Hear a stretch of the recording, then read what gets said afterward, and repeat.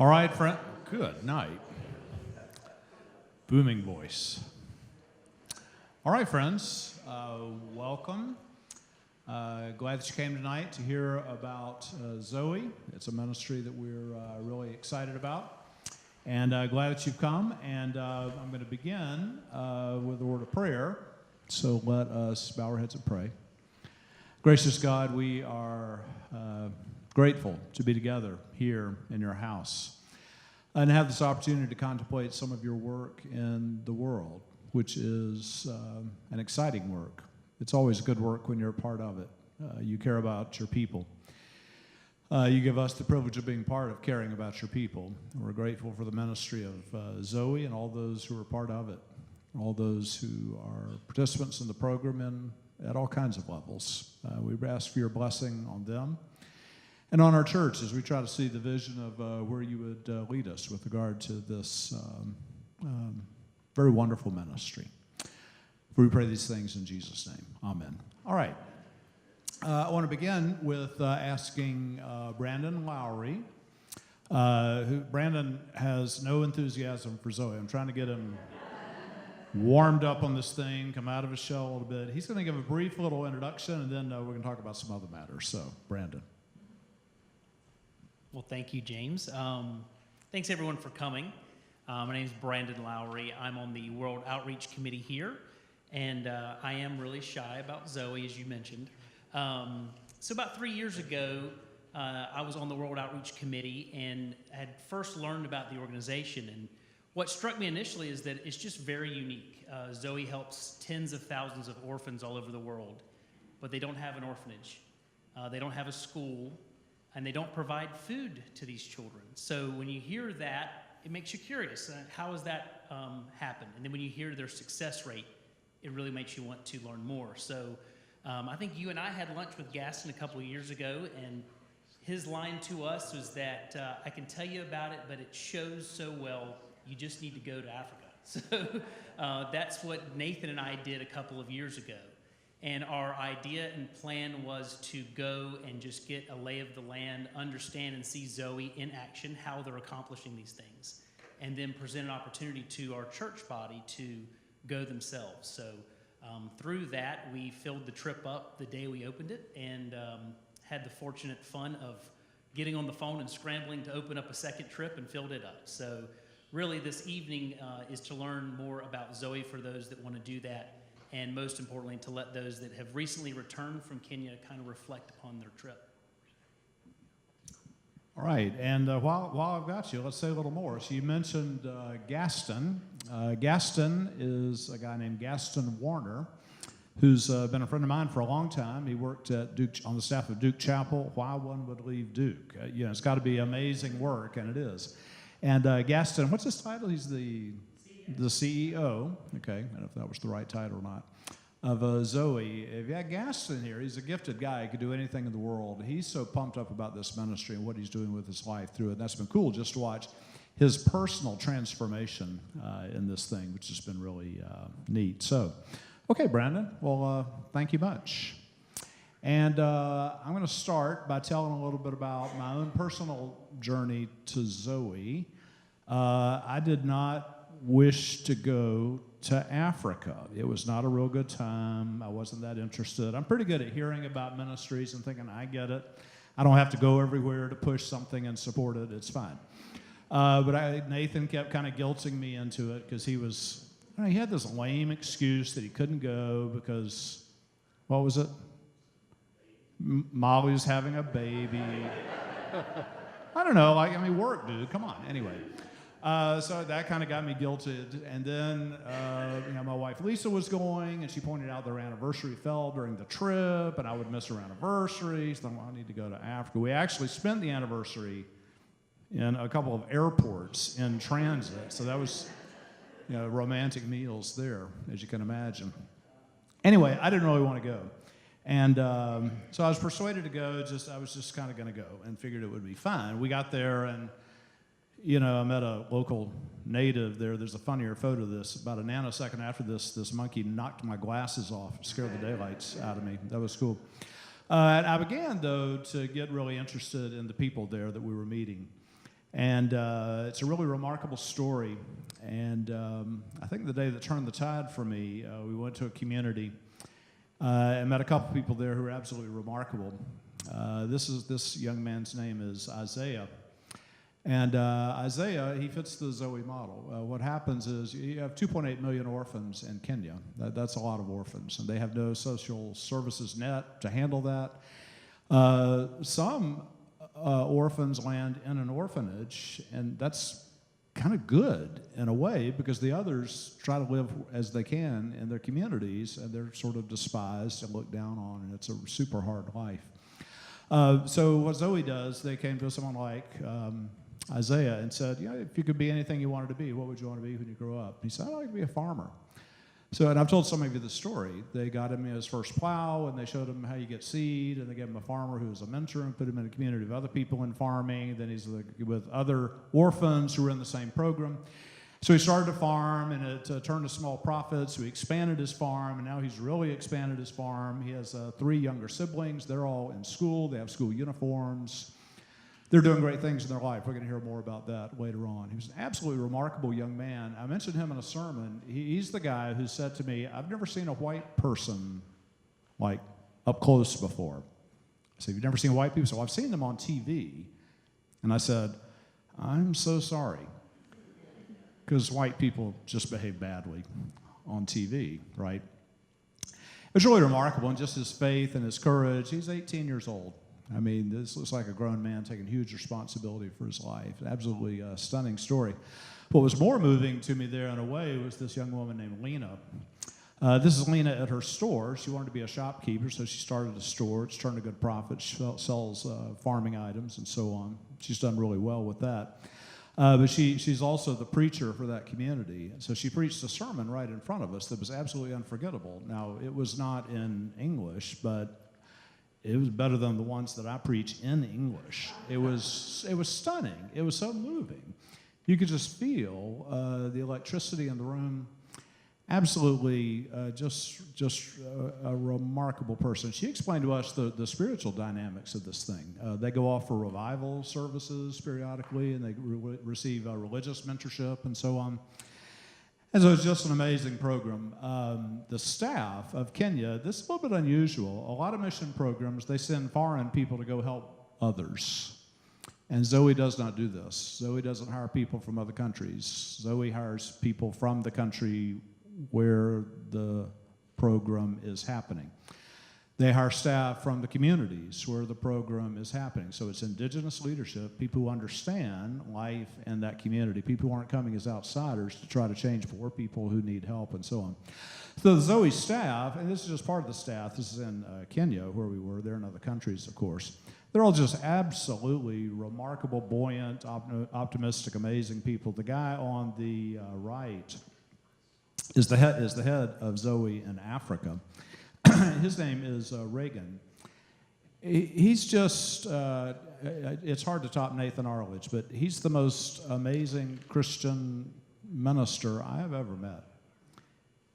He is enthusiastic and buoyant and brilliant and full of faith, and I was just so moved by him. He's a holy man. He has tremendous energy and connection with the children and with the other leaders. He's a visionary. He's tireless. He could have done a lot of other things for a living. He's been offered to do a lot of other things for a living in the government and so on.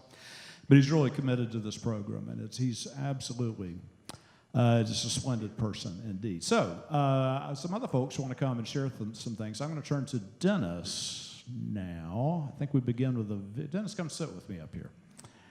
This is Dennis, who did not go with me to Kenya. We had 2 trips that went, so Dennis was in the first group, and I was in the second group. And is that video going to run, Jim? Might have to click on it. Do you know how to do that?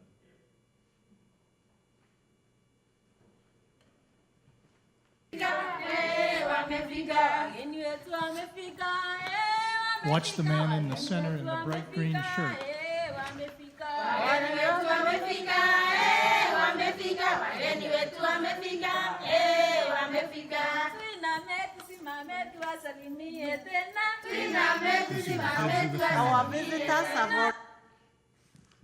Okay, so that was 22 seconds of the welcome for our group as we came to visit with this empowerment group at their meeting place. Each of the empowerment groups has a meeting place where they conduct their business and gather for fellowship and their meetings. The gentleman to the, I guess it's your far left, in the bright green shirt, I have a confession. We think the best we can come up with is that his name is Victor. Had I known I was going to speak about him later on, I would have made sure that I got his name correct, but we've asked numerous people, and Victor is the best we can come up with. So that's Victor. Victor is the oldest of, and again, a little bit of lost detail, either 3 or 4 siblings that used to live in this structure. This was open-walled. It was up on the side of a hill. If you're familiar with poverty living, the higher you are on the hill, the cleaner things are when the rains start. So he's well up the hill, which means a lot of walking and not easy access. But that's where Victor and his siblings lived. And Victor started in the program. He is probably, I want to say that he's a 3rd year. He's about to graduate. And one of his businesses, he now has several businesses that he's developed over the course of 3 years. This is a bakery that bakes biscuits, and then he distributes, or has someone else, his siblings or something, distribute the biscuits. But this is a little oven right outside his home. And this is how he moves around. He's able to get from not having transportation. He has now a beautiful motorcycle that he's very proud of that can ride up and down that hill so he doesn't have to walk. And then the next one. This is now the house that Victor lives in. And over the course of his 3 years in the ZOE program, he was able to build. And if you'll notice some key things about this house. A, it has a door, so there's security involved. It has windows with glass in them, so there is protection from insects and things. There's a concrete lower wall with heavy-duty boards, not canvas or anything. Just a very well-built home. I did a lot of work with Habitat, and I would tell you this could qualify as a Habitat home. It's well built. He's very proud of the furniture that's inside it, and Victor has lived the principle in the ZOE organization of achieving safe and secure shelter. It's one of the key principles that ZOE is trying to move people to. So that's Victor's story, a very impressive young man. Okay, Dennis, thank you. He mentioned 3rd year. ZOE isn't a program that you go into forever. It's a 3-year program, and we'll say a little more about that later, what the young people are like in year 1, and then how you see them growing and maturing year by year. We could track that. It's palpable and really moving to see the progress that they make. And then you graduate from the program. During the program, there's great discipline and accountability. And some people drop out of the program. They just don't want to stay with it, and they flake out. But those who stick with it, after 3 years, they graduate. And one of the cool things riding around with Regan was he would point out businesses that we would pass that are owned by graduates. So we saw a furniture store that was run by a graduate. We saw a drugstore that was run by a graduate. And you have to think, you've gone from homeless orphan with siblings on the street to you own a drugstore. You own a furniture store. Teach in a school. You're a policeman. We met a policeman one day working the streets there in the city, and he was a graduate, hugged Regan and so on. That was exciting. Jane is going to come talk about the pastor of this group that we've been seeing. I think I'm going to do pastors, plural, okay? The pastors, there are 4 elected officials for each empowerment group. There is the president or chairman, a pastor, secretary, and a treasurer. And we were fortunate enough to hear pastors at each group that we visited. They are an integral part of the group, the empowerment group, start meetings with prayers. They often would have a sermon during our meeting with them, say grace. And let me tell you, until you've prayed with them for over a meal, you haven't really prayed for a meal. I mean, we thank the Lord for the corn, and then for the rain that came so the corn could grow. And then we thank him for the yams, the bananas. We went down the menu really giving thanks. Very powerful, and I know it's changed my praying, to be, that's right, to be more specific, to be more enthusiastic, to be more joyful when I praise the Lord. So I owe them a great deal there. The first lady here in the green was the first group we met, and she was in a graduated class. I didn't pay a lot of attention because I was still out of breath from the meeting that we had with this group when they met us, drug us almost off the bus to dance. 15 minutes of dancing and singing, and you know, we're all going, except for Nathan, of course, he could keep up with them. We went then down from the bus into a shaded area, started with a prayer from this pastor, and I noticed she was really into all the different parts that were going on. They serve a meal to us. She was back taking care of that. I didn't get her name because I was just overwhelmed with what was going on. But that was my introduction to some of the spirituality. Not the second group, but another group that we saw that was very impressive, Conquerors. It's a group that we sponsor here through Myers Park United Methodist Church. They're in the second year? Yeah. And Emma was their pastor.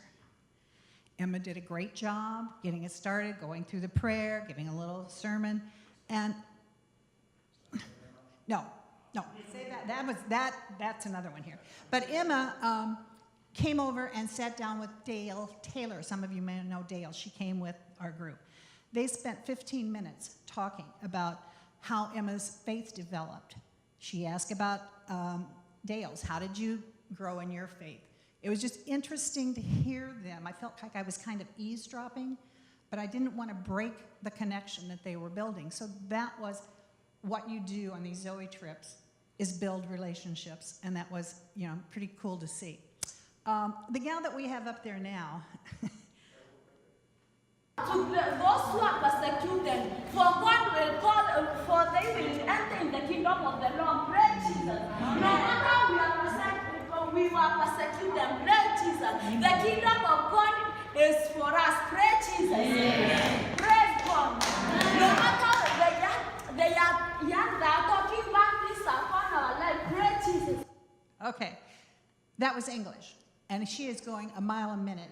It was hard to try and follow her there. As I've listened to the video, very difficult. But there's a little phrase that they had going that we missed. In the midst of her sermon, she would say, "Praise Jesus," and they would say, "Amen." Then she would say, "Praise the Lord," and they would say, "Amen." We missed that as our group, and about halfway through, she kind of looked over where I was sitting, and she said, "Why you not say?" So we worked real hard to get it right from that point on. She would like to become a singer, a Christian singer. The whole empowerment group is backing her and want to help her cut a CD. Okay. Yep. No, this is a guy from the same group with the garland around his neck, which they greeted us with that and with hula skirts on. He was living with 2 siblings, sleeping under a tree with 1 jacket to share. And that sounds very sad, but the group, they make home visits. And when they saw his conditions, they said, "This doesn't cut it." They helped him provide and pay and come up with money for the building materials. When the building materials were delivered on the side of the road, they went and helped him haul the building materials up so they didn't have to pay. After he and his 2 siblings were in a house, Lo and behold, he came down with some pretty strong, heavy-duty medical issues. It was going to cost $200 to go to the hospital. He didn't have $200. You guessed it. The empowerment group got together, figured out how they were going to do it. He went to the hospital, received the treatment that he needed. In return for that, as I like to think of it, when he was out, this group often met in a church, and there was a keyboard. He taught himself how to play the piano. And now he often plays when they're having singing and praying. He's giving back to the group. Really a very moving story for me. But as I went through the pastors, which is an important part of the spirituality, very quickly, I believe it goes way beyond the pastors. It's these kids, and I use that term loosely because what they do as teenagers. I mean, we have two daughters that we think are pretty wonderful. They couldn't keep up with what these young kids do as teenagers, or did not at that age. They're truly adults handling, they're kids handling an adult life with adult situations. But you kind of get infected with this. So, James, I'm going to be really, really quick here. But as he, on that picture too, you can see a small loaf of bread. That was very symbolic for the kids to have. They dream of getting a store-bought loaf of bread. And you know it is because it's wrapped in the paper. They bake their own biscuit or they have their own maize. So this was a real treat. They gave each of us our own loaf of bread to eat with our mangoes, which they don't have. They're having I think, a real blight now in the mango industry that Nathan has been there. He'd eat them out of mangoes. But that is, I looked at that when I saw it, I said, it's the bread of life, really. That is what they were offering to us, giving up, sacrificing on their own, what they had, what they could have, and sharing. I believe that the huge success of ZOE comes from not just the pastors and that part of the spirituality, but the way they have chosen to live their life, to share their faith, to love and care for one another. Thank you, Jane. I don't know if you're going to pick up on this. In a way, this is a socialist dream and it's a capitalist dream. It's kind of both. At some point, somebody said, this is socialist. I said, this isn't socialist at all. This is capitalist. It's both. Isn't that interesting? Capitalism kind of says, making money's good, good luck. Like, go do good out there. And socialism says, like, we're in this together.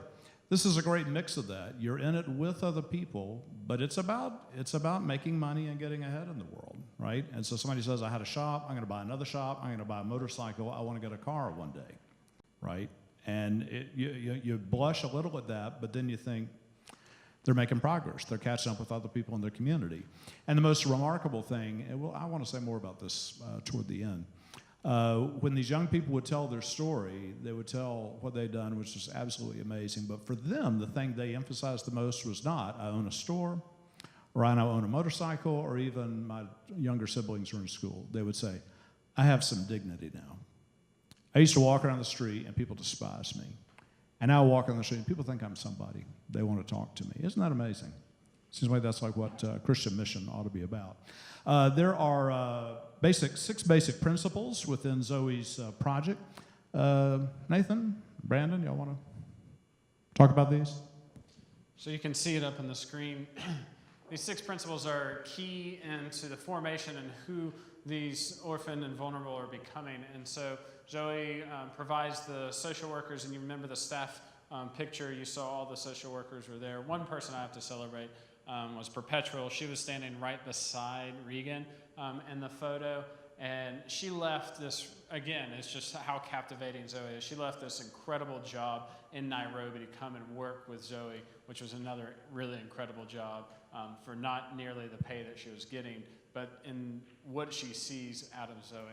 So they go into the communities and they go out weekly and check in on their working groups, and they make sure they have the food security, making sure they're able to grow their own food, that they will then harvest the seeds that come out of the plants where they just don't turn it around and throw that out, but they will take if a tomato has fallen off, they will go and pick up the tomato and replant those seeds and make sure it goes on to the next season.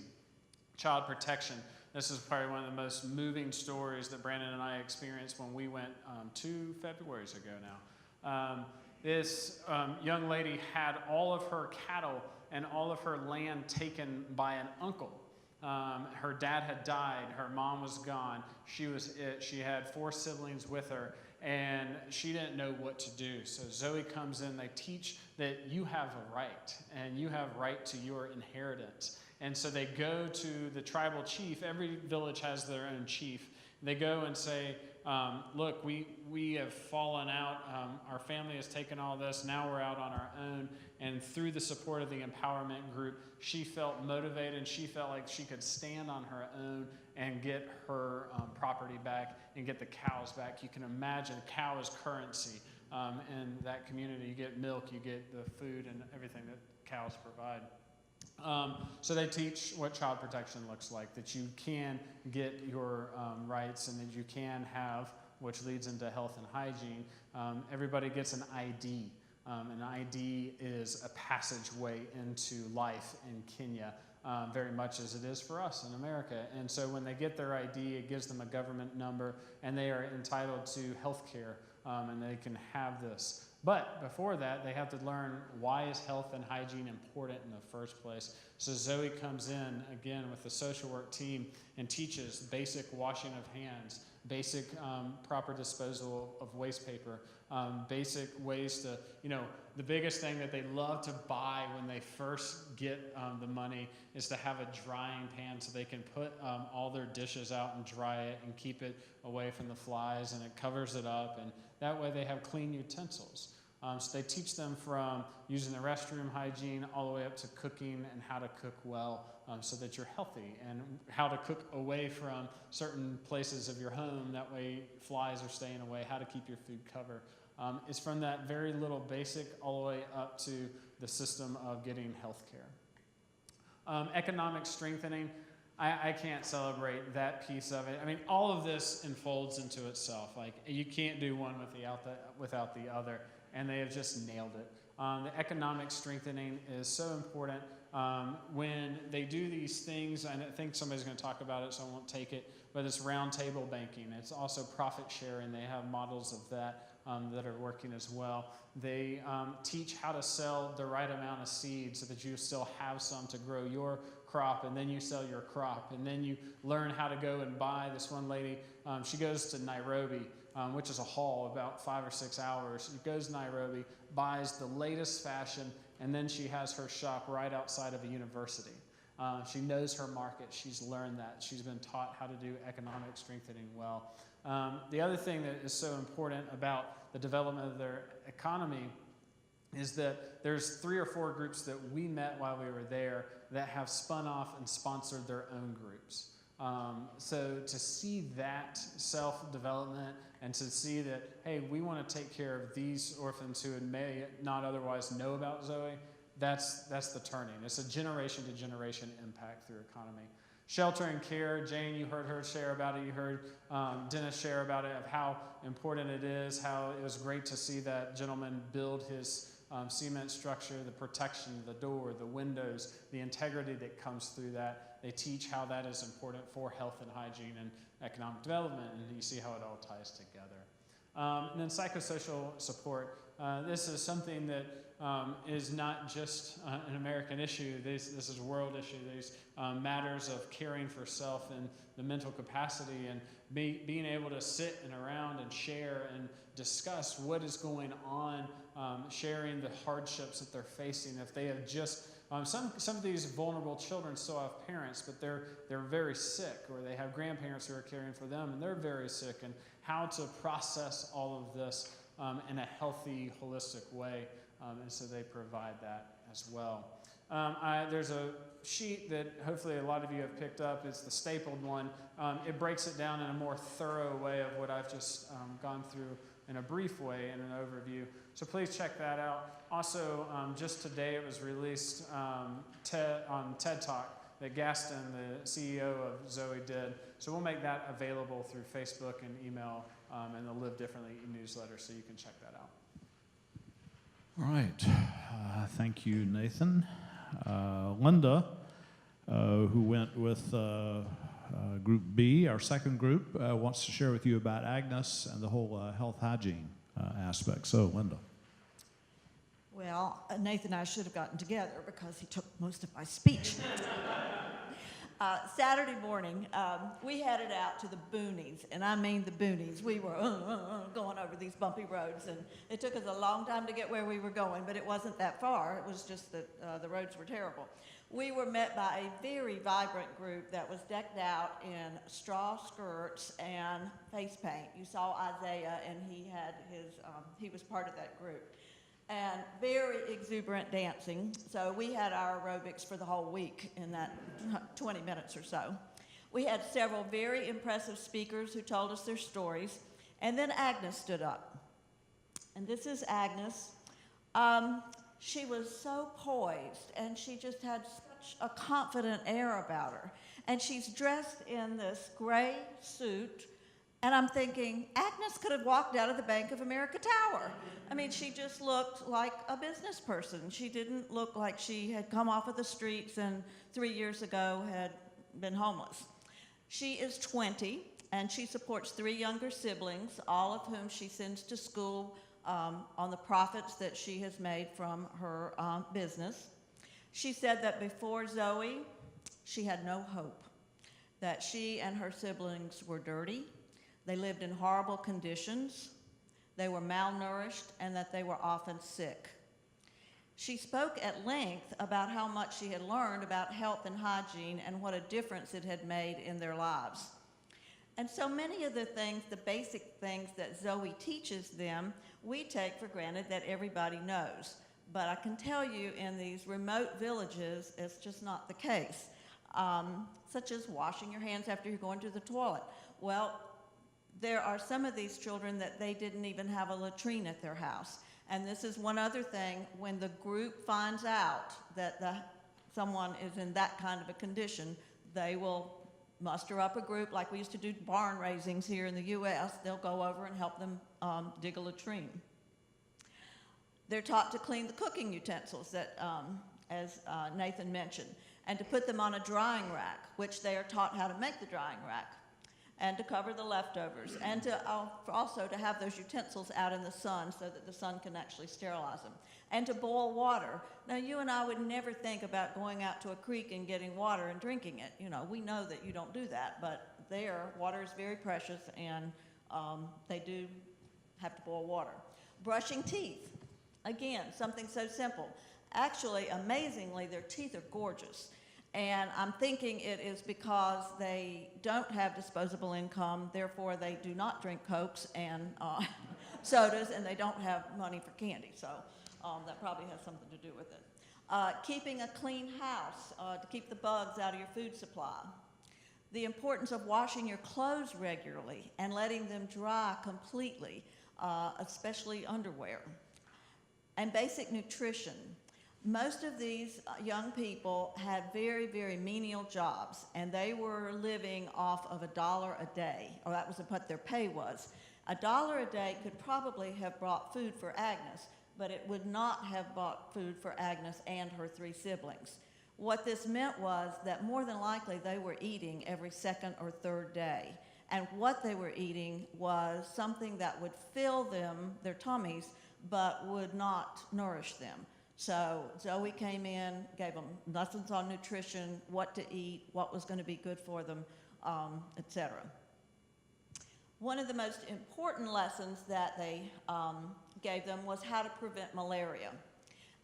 We were told that these children's parents probably died of one of 3 things, either cancer, malaria, or AIDS. And so malaria prevention is obviously very important. We had to take our pills the whole time. But cleaning out around their house, making sure there's no place that could be any standing water, and again, a committee from the empowerment group goes around, checks them out, and in this case, they are given something. Usually they're not given anything by ZOE, but in this case, if they have done what was on the checklist, they get mosquito nets for each person in the family. They get blankets. It does get cold there at night. and they get a water container. So those are some important things. Agnes said that they're no longer sick, they're much healthier, they're eating better, and they're keeping themselves and their house clean. And she has actually become a crusader. She goes out into the community and speaks to non-ZOE groups about health and hygiene. This has sort of become her thing. And James mentioned this, but over and over again, we heard them stand up and say that instead of being a rejected and despised member of the village, that they are now respected and productive. They're no longer a liability, but they're an asset to their community. One member in Agnes's group stood up and said to us, "You did not know us, but you gave us a hand." And another young person in one of the other groups said, "I am living proof of what can happen if you choose to support an orphan." This program works. It is truly life-changing for thousands, but there are tens of thousands of more Agneses out there that are just waiting to rise and shine.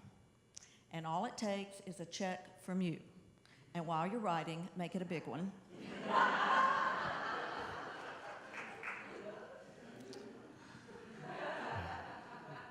I didn't ask you about fundraising, but that was pretty good. Summer had her 39th birthday while we were there, and that was a raucous celebration. And again, there's Agnes. What's interesting to me about this is you see how accomplished and urbane and articulate and successful these people are. You forget they're 17 and 18 years old, right? 17 and 18 years old. What's more remarkable is the way ZOE did this. At first I thought it was backwards. I thought they should take us to the beginning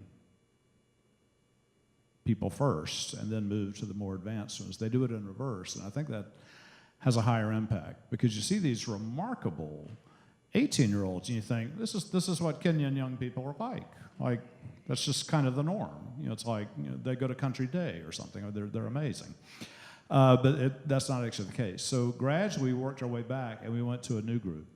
So this is a photo that Lisa took of one of the new groups beginning. I could ask you this, you could spot it already. What do you notice just about these people versus the others you've seen? No shoes, poor clothing, covered, the looking down. We met with the new group, nobody made eye contact. Third years, they all make eye contact and engage you in conversation. We take that for granted that that's a life skill that you're supposed to have, although we have parents working on it here.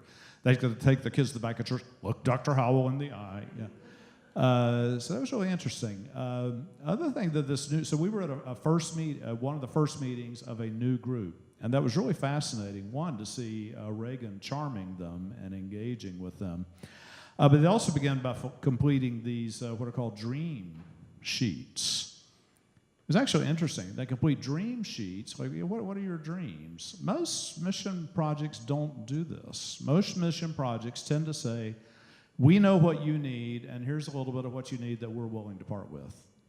Instead of asking, what are your dreams? I dream of being a hairdresser. I dream of being a farmer. I dream of being a policeman, whatever. And that's kind of what you work for. Then you get their innate interests and talents, which is interesting. The other, I thought, moving thing. I'm trying to think how the question was raised. When they first got the new group together, they gave them a piece of paper, and they had to put down something like hurt or what makes you sad. What makes you sad? And I just looked over some of their shoulders. It was really moving. Almost all of them drew a picture of a grave. So here at a tender age, you'd suffered a really cataclysmic death of what a little bit of security you had before, which was not much at all. To see the advancement of this from the new groups, so to see those young people and to realize, in 3 short years, your life's going to be so different. Your siblings' lives are going to be so different. That's remarkable. I can't think of much that we do as a church or as human beings anywhere which you can say that. I'm involved with a lot of nonprofits here in Charlotte. A lot of us are involved with schools. We do a lot of things. It's hard to point to anything that has that transformative an impact in 3 years. But it's just so cleverly, brilliantly, faithfully designed. Oh, you had a picture for that. I jumped ahead. What makes me sad, what makes me happy, what do I not like, what are my dreams for my future? They begin to learn the guiding principles. This is a young man named Eric, who he's in farming now, but he pulled me aside and he said, my real dream beyond farming is I want to be a preacher. I said, stay away. No, I didn't say that. I said, that's really cool. We talked about that for a good while, and I'm going to try to find a way to get back in touch with him and follow up on that. You can see the dignity, the beauty, the wonder in his face. Same group, this woman stood up. I loved again, noticing the change in dress and so on. She stood up and she was telling her story. Now, she was talking about the dignity that she has now. She said, look at me now. It was pretty cool. It was pretty cool. Something else that we haven't really talked about is the group dynamic. You're in your little village, you're in a group, and the group, they help each other in various ways. They encourage each other. They also help each other financially. Now, we heard a term over and over, merry-go-round financing. Dennis, I think you heard a different term. I'm going to call on somebody. I'm going to call on Chuck. This was interesting. So we were, one of the privileges of going on any trip like this is you make new friends that you didn't have before. So I knew Chuck and Pam a little bit. I shopped in their store here, but didn't know them well. And now we're just great, in my view, great friends. And it was interesting to see them as small business owners see people on the other side of the world starting a small business. Any observation that you would share, you or Pam would share about, what you thought about that as a small business, and then the way they do financing, how they do the kind of circular loans and such? I should have warned you I was going to ask you this. He can talk. He's all right. Yeah, so it's a little bit about how I went was Nathan told me about this. And I went with a bunch of skepticism. Like, it sounds like they're doing exactly what I do every day, which is run businesses and take care of their families. And in one short day after you saw these graduates, that's exactly what they were doing, with way more adversity than what we think we deal with. And the financing part was very interesting because as a community, they very much supported each other. In the groups they did, I think they called it merry-go-round financing, where everybody chipped in. These working groups end up being little economic groups, and they all trade amongst each other. They get their hair cut, they buy their clothes amongst each other. And it was really amazing, again, how the shocking part to me is they really give them nothing. They give them some education, they give them a very tiny micro grant in their first year, and then the group loans money back and forth to each other, and they support each other in their dreams and their endeavors. So it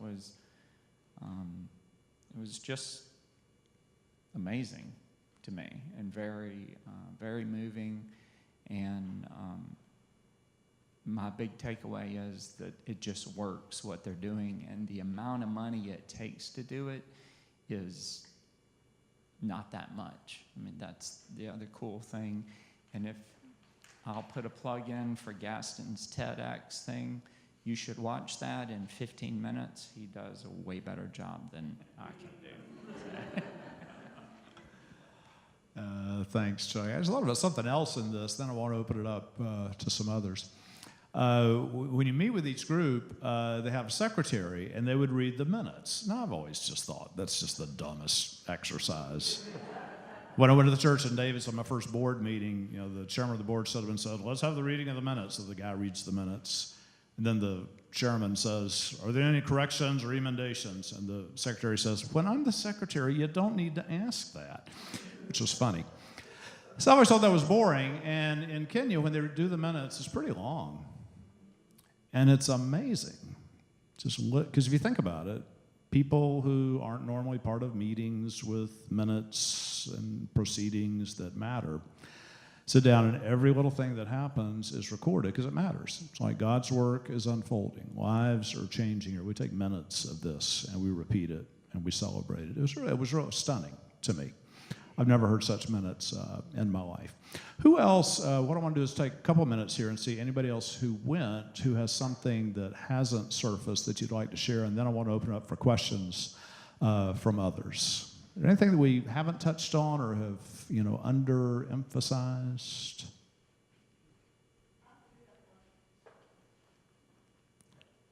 Come. One thing that really moved me was that when we got off the bus the last day to go see the group that was in their third meeting. And I mean, we had seen these kids that had been even in first year, second year, third year, and their hair was beautifully done, and they had on Sunday clothes, and everybody looked great. Like James said, we thought that this is how they came out. And I mean, literally, these children were dirty. They had torn clothes. You saw the girls with the bandanas on. But we got off of the bus. They had been sitting on the ground waiting on us. We went over and tried to shake hands with them. Well, most of them kept their heads down, and very few wanted to shake hands. We were there for an hour, hour and a half. Reagan had given his speech to them. They were tuned into that. Then they asked each of us to get up and give them a word of encouragement. And so Chuck's staple speech each time was, I'm a business owner, I know what you're doing, and blah, blah, blah, blah. And we all, just hang in there, do well, whatever.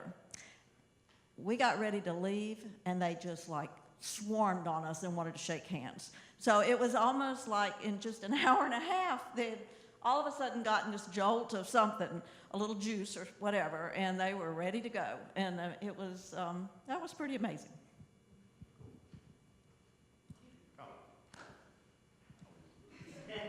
I'll come to you. Oh.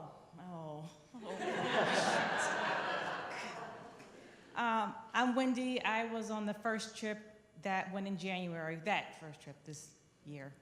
And the only thing I just want to add, everybody's done a great job, was about the mentors and the mother. So every group had a volunteer mentor / community mother. And so this was a mother of the group, and they weren't being paid, they were volunteering. So every group had, and the group chose who their mother or mentor would be. And so I thought that was really inspiring because somebody in the community said, I will be agreed to be their mother or in that role, or their mentor in that role. And yet they weren't getting any kind of reimbursement or anything. And the group relied on them a lot and respected them. And they sat there quietly each time we went, but I admired that they did that. Hi, Mom. And I wish we'd had a photo of one in particular that I remember who was really remarkable. One of the things that kept coming up over there is we kept saying, our kids at home need to learn these things. And some of that's true. Some of that's, we're in a different world. I thought about this program, for instance, I don't believe would work in Haiti. You have to have a little bit of an economy, not much, but a little bit of an economy. You don't become a hairdresser where there's no economy because nobody's getting their hair fixed. You don't become a motorcycle repairman where there's no economy because nobody's riding a motorcycle, right? So there has to be a little bit of an economy. But the business of the mentor, the mother in the community, now that's something that all young people could benefit from. The question that would be, where are the wise mothers, right, for us to find? That's another interesting question. Thank you so much for sharing that. What else? What else have we not touched on? Dennis? We haven't really said much about the logistics of these empowerment groups. And one of the things that was fascinating to me is they have a guideline that I mentioned in my comments that each of the empowerment groups has a meeting place that they have selected to where they will meet. Well, that meeting place, if I understood the thing correctly, needs to be within a 20-minute walk of the homes of all the people that are in that empowerment group. An empowerment group can have anywhere from 30 to 35 family units in it. So when you think of it, pick a place anywhere and say you're going to draw a 20-minute walking radius around that, and you're going to be able to pull 35 orphan families together, and you're going to get them to join the program. There will be way more than 35. Some will elect to not join the program. And once you join the program, James was mentioning the minutes of their meetings that they hold. They hold their meetings monthly, and one of the things that comes out in the minutes is who was absent. And they will read that at the next meeting. They will read who was absent at the last meeting. I mean, it's an accountability system. Pardon? Yeah, and there's fines involved, so quite a deal. Yeah, we're going to begin administering this in Sunday morning worship.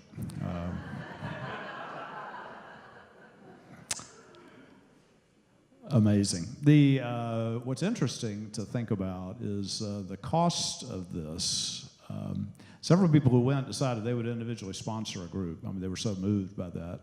So $8,000 sponsors a group for a year, and that's the whole infrastructure, startup, everything. And if you think about that, that's $8,000 to change 32 families, not individuals, but families. That's pretty good bang for the buck. I don't know anything, anywhere that can touch that. We're trying to up our mission budget support of all of that. We kind of have I think a friendly contest going with the Church of the Resurrection in Kansas City. You may have heard of Adam Hamilton. Biggest church in Methodism. We're going to be way ahead of them when we're done, of course, as we should be. So let me ask this. Those of you who are here and learning about this maybe for the first time, what questions do you have for me or others in the group? Yes? Has there been any failures? Has there been any groups? Has there been any failures where the group, the family broke apart for one reason or another? No, 100% success rate. Kidding. So Regan and I talked about this, and do you know numbers? Yeah, they put a number in the 80s of success in this, which is pretty good. And they pointed out, so what was interesting is most of the third-year groups would lean more female than male. We saw the startup group, it was more male than female. And they say it's the guys that drop out. Probably for the same reason the guys drop out in all cultures. They just flake, they're more immature, who knows. So, but 80+% getting people through 3 years of the program and on their feet is pretty remarkable. And it's actually a higher rate of standard of what they deem successful. That success rate is when someone no longer needs government or private assistance ever again. So 86% of these kids are completely self-sufficient from all help. Yes. What's the typical average age of entry and exit? So they start at 17 and finish at 20, or is it 15 and 18? 15 to 16 entry age. It can be as low as 12. Wow. It's the head of household. So they find groups of children where one child is acting as the head. And they have to be between the age of 12 and 20 to start. I'd say most that I met when I went were probably in the 15 to 17 range. Correct. But worldwide, it can be as young as 12. Isn't there something that they have to be able to have a business? Yeah. And so that's more. Legally work in the area that they're in. Yeah. Yes. What's the criteria for getting into the project? Criteria for entering the project? I could talk about it. Nathan can do better. Orphaned or vulnerable. And so it's whether the parents are completely absent or an adult figure that could care for these children are completely absent. Or the vulnerable side of it is whether or not the parent's there and has an illness, a grandparent is there with an illness, and then that child, the head of household, is tasked with caring for them. And they are also identified by local neighboring groups. So it could be graduates of the ZOE groups that go out and identify and report that back to the social workers to help start another empowerment group. Yes. Is there a waiting list as such? You want to get in and on? Yes, and Reagan assured me he could start 5 new groups next week if just the funding, be able to hire the mentor, get the staff, get it organized and started. And they're ready to go. They have communities that they're ready to bounce into. Danny. After 3 years, does a group continue? I mean, it's an evolving. Yes, they live in a community together, so they've become like really fast friends. And we understand that many groups continue to meet and continue to have mutual accountability, and they continue the banking situation. They've created a small bank within each other, which you continue to need as you move forward. And one thing they're doing for the continuation, ZOE themselves are tracking the 4th year.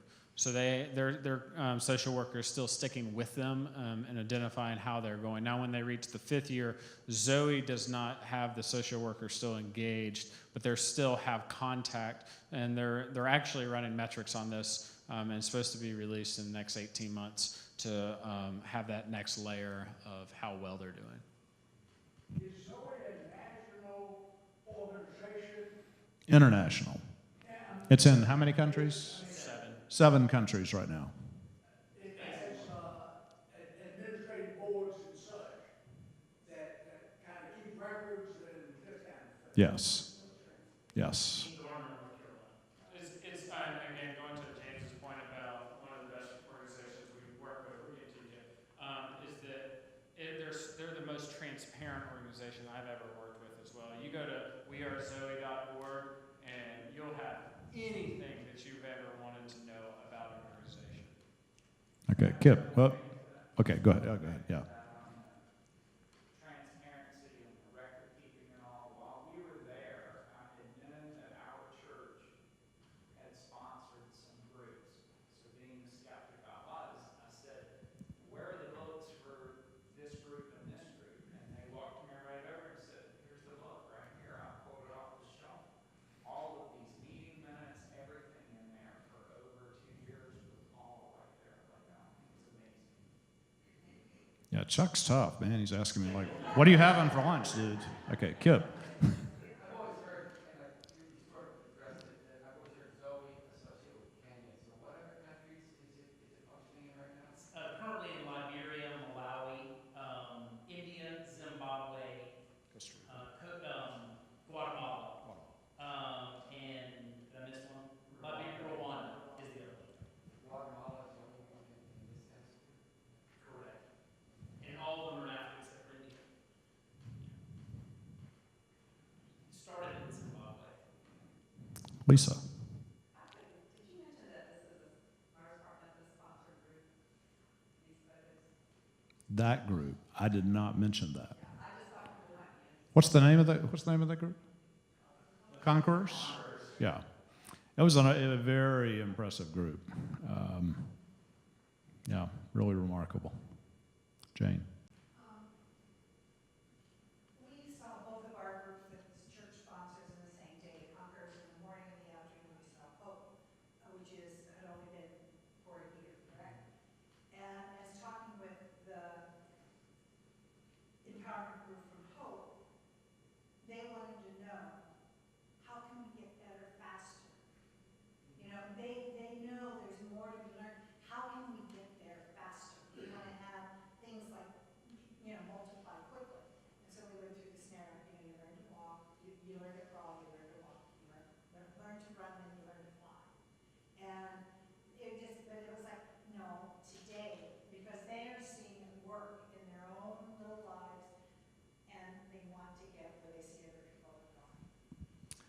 One of the things to me, a measure of radical success in a mission trip is sometimes we, I don't know why we do it, to please people, to hook people. We'll attach something to the trip. Like years ago, we went to Lithuania, and we said, and at the end, we'll go to St. Petersburg, like in Russia.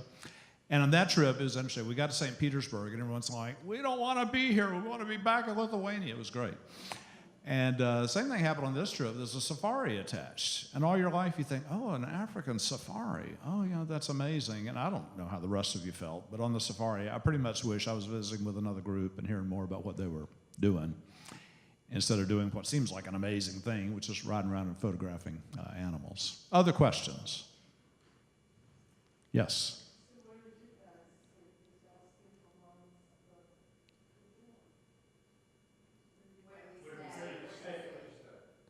Oh, the lap of luxury. I mean, I've always dreamed of, I'm a creature comfort guy. I don't camp, so I'm a creature comfort guy. But I do dream of the trip where we stay where people stay. That'd be harder. So anyway, in Maua, we stayed in, what was the name of that place? The Equator Country Inn. Very nice. I mean, it's not the Ritz-Carlton, but I mean a very comfortable place. The food is wonderful, and little. Yeah. Well, kind of lousy Wi-Fi, but the strangest thing. So it's just, to me, it's always interesting to learn things about other cultures, right? And so I'm a reader. And the standard of how light a room should be varies in the world. Like we think, this is how bright a room should be. Well, in Kenya, it's darker. So like, I'm whining and I can't see my book. Anyway, you become a pitiful person before you know it. We stayed at a very comfortable place.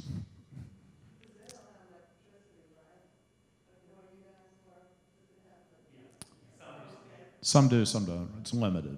Restricted. Yeah, where we stayed had electricity. Oh, yes. Oh, yeah. Now, I flew to Liberia to preach 4 or 5 years ago, and the place I stayed in, they said, we have electricity, and that was 1 hour a day. They had electricity. I'm like, oh, that's what that means. 100 degrees. Yeah, it's fun. What else?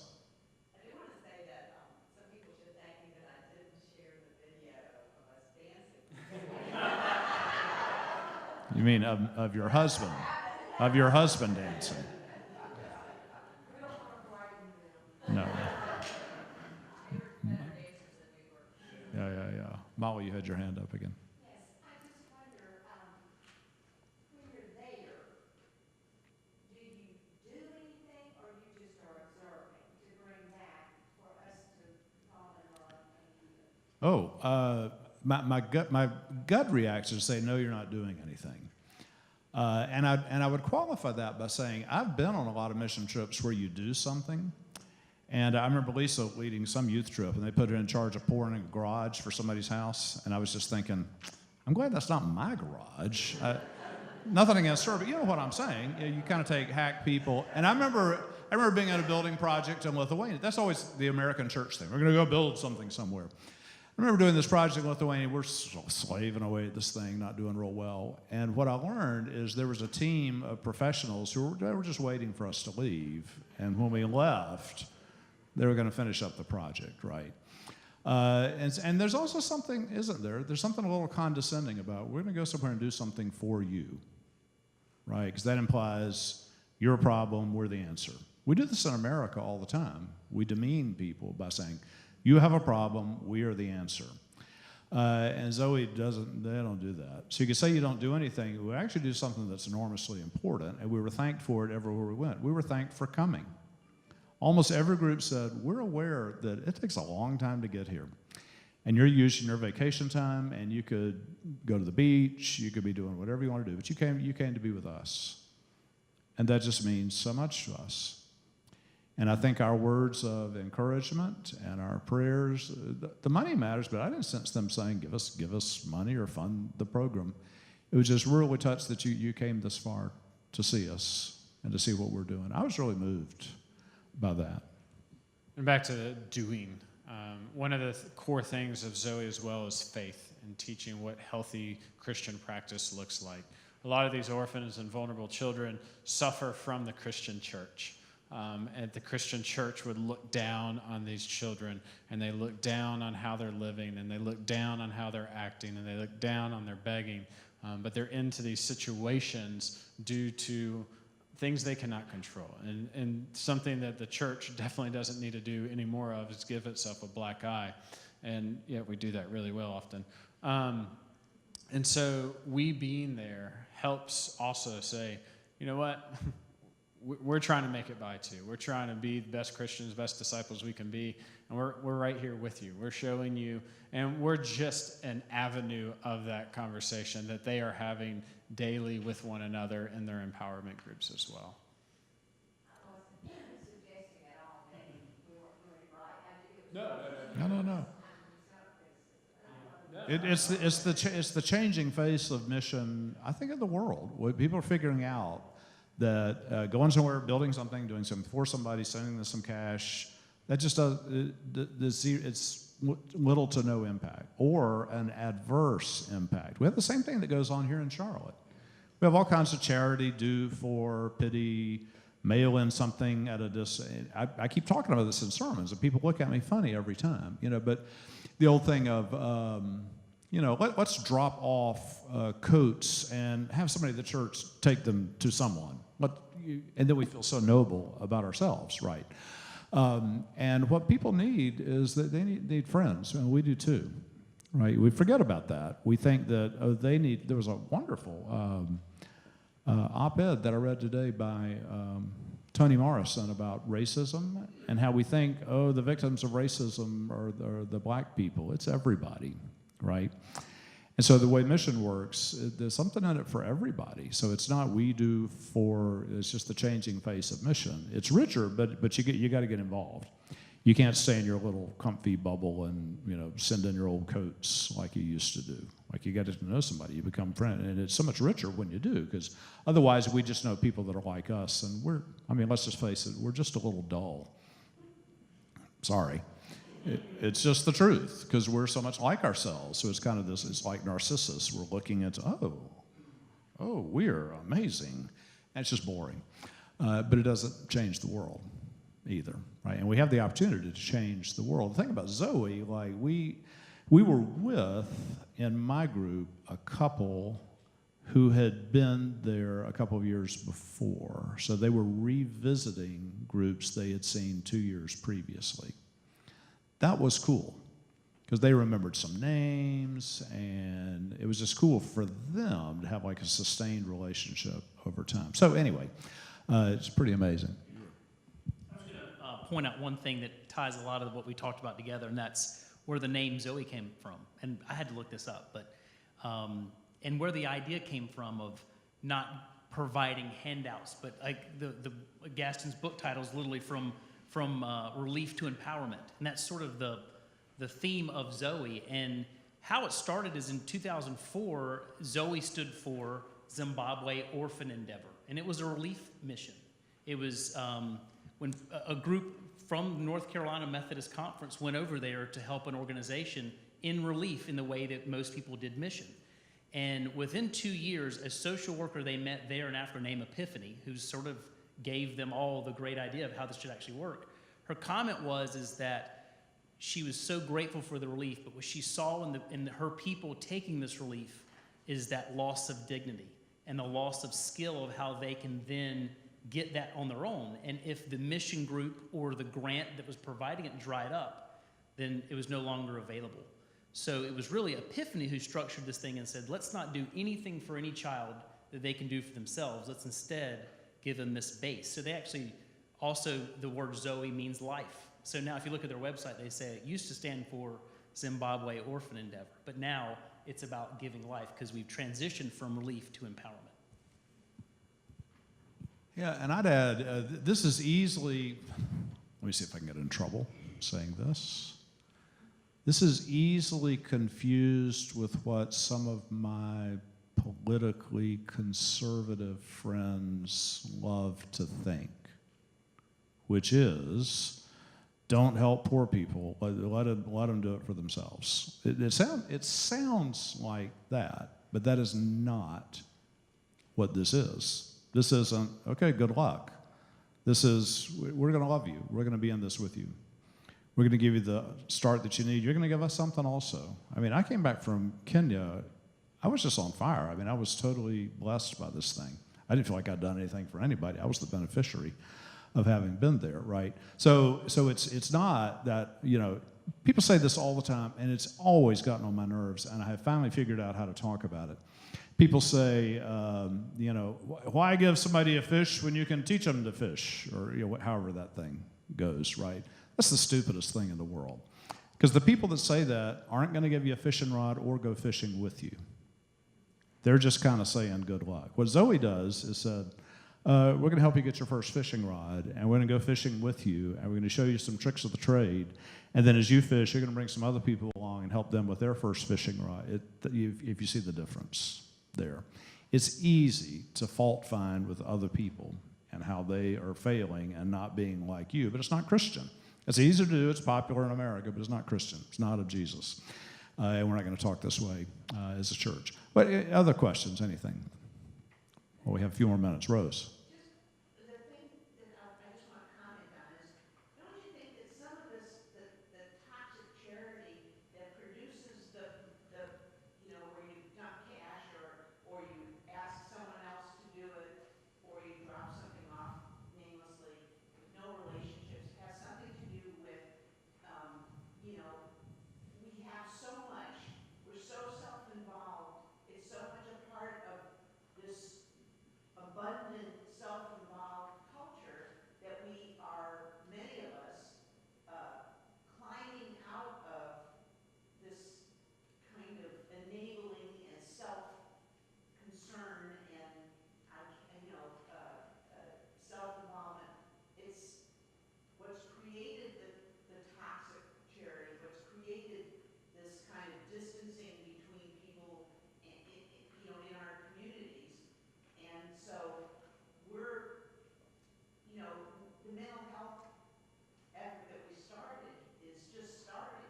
But until we get, or let's put it this way, until we continue to get healthier about who we are in community and who our neighbor is and engaging, we're still pretty much stuck in a swamp. And well, I should use that word stuck, swamp, never mind. That we're just kind of, we're still coming out of ourselves, our self-involvement.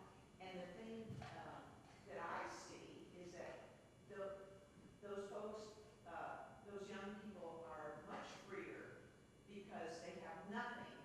So they are, in a sense, able to think, you know, out of their box because they aren't so encumbered. I mean, yes, they're encumbered by the tragedy of their lives, but they're also unencumbered because they don't have this, they're not so heavy laden with, you know, I mean, it's just, in other words, just such a big cultural difference between Africa and Charlotte. I mean, we're the afflicted people. You don't realize that until you're there. And you see people, I've said this over and over. The first time I said this in a sermon, I got a bunch of ugly emails about this, but I'll stand by it all day long. The most generous, joyful, grateful people I've met in the world are the poorer people that I've met in the world. And the least generous, grateful, joyful people I've met in the world are the richest people that I've met. That's just the truth. And we're afflicted by all this stuff. You know, the toxic charity thing is you just have to own that old-style charity at some level is designed to make the haves feel better about being the haves, right?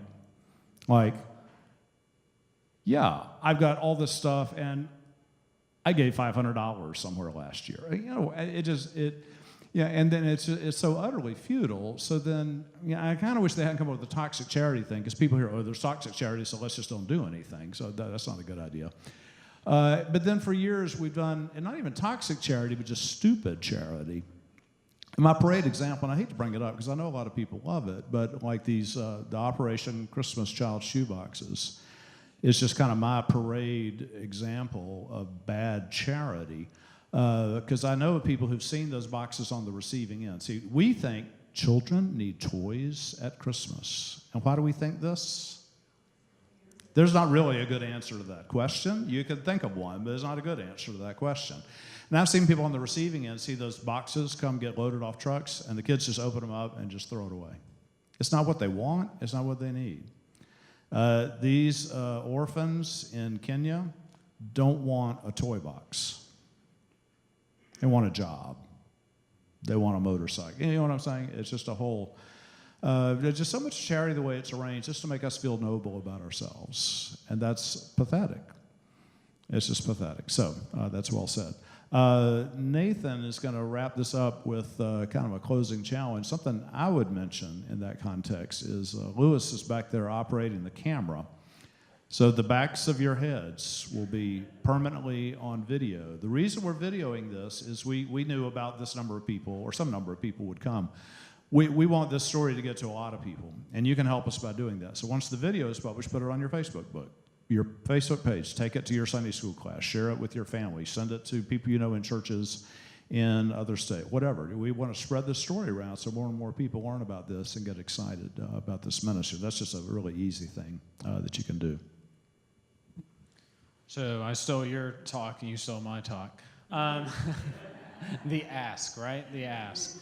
One of the beautiful things James said earlier, it's $8,000 per year, 24 over 3, to watch thousands of kids' lives become changed. It's a generation to generation. It's the children that we have met, the adults that we have met, as I should call them, their lives will never be the same, and thanks be to God for that.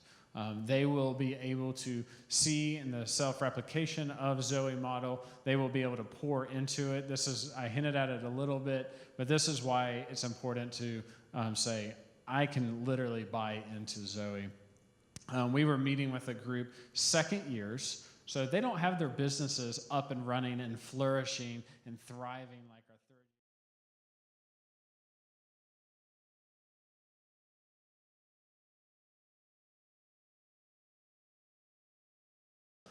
with a loving grace, and she said, well, I had to check with my group, and they asked her to explain this. She found a group of orphan and vulnerable children, and she started her own working group off the model of ZOE.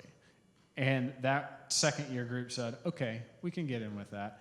And they financially support this other group on their own. It's not any dollars that's coming through We Are ZOE. It's on their own. And there's a third year group. They have spun off their own empowerment group. They have taught them the 6 pillars. They have taught them everything that they have to do in order. They've walked them through the dream sheet.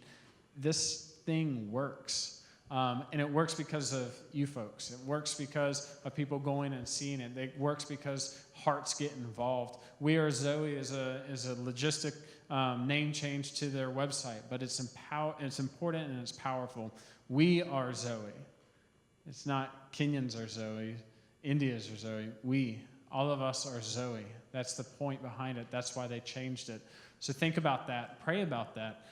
Find out how you can get more involved. We have a big goal. We have a big dream to have 10 working groups at the start of next year to come through our church. That's only $80,000 and per year, so $240 over 3.